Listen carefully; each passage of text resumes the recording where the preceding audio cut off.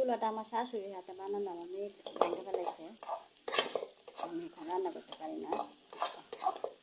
শীতের দিন পড়লে অবশ্য আমি বাইরে একটু রান্না করি চুলায়।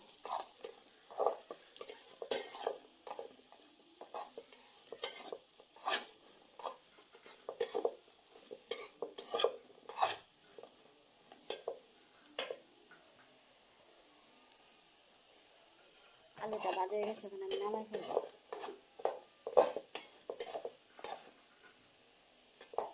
তেল দিয়ে দিলাম,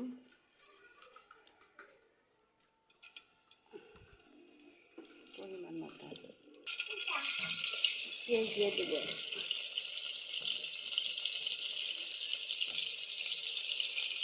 পেঁয়াজটা আমি হালকা করে বাইটে নিয়েছিলাম। হালকা করে বাইটে নিলে তরকারিটা একটু ঘন হয়, সুন্দর হয়।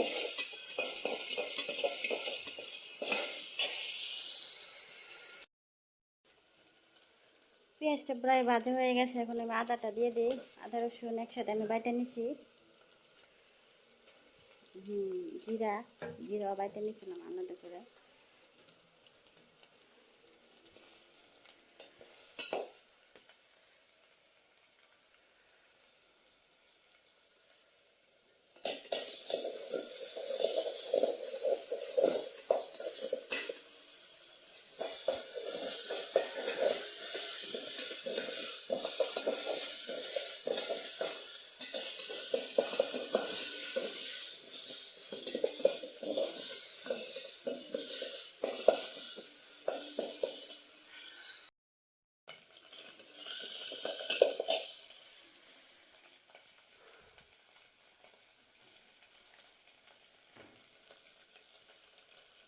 আমার আদাটা কিন্তু হয়ে গেছে। আমি মশলাটা আগে বাউ করে রাখছিলাম, তো পানি দিয়া গুলায় রাখছিলাম।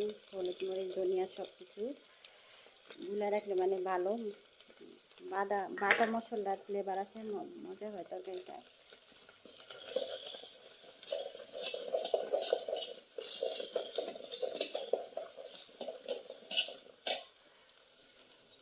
পানি দিয়ে দিই।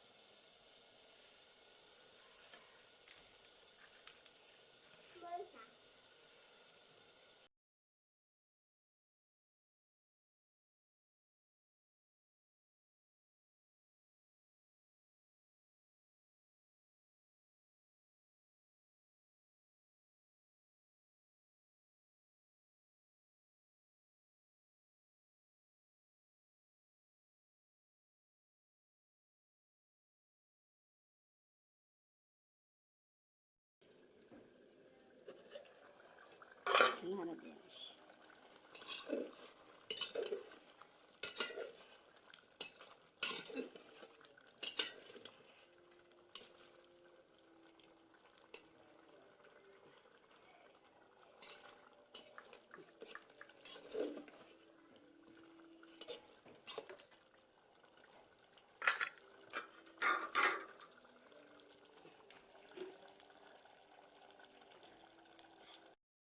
তরকারিটা কষানো হয়ে গেছে,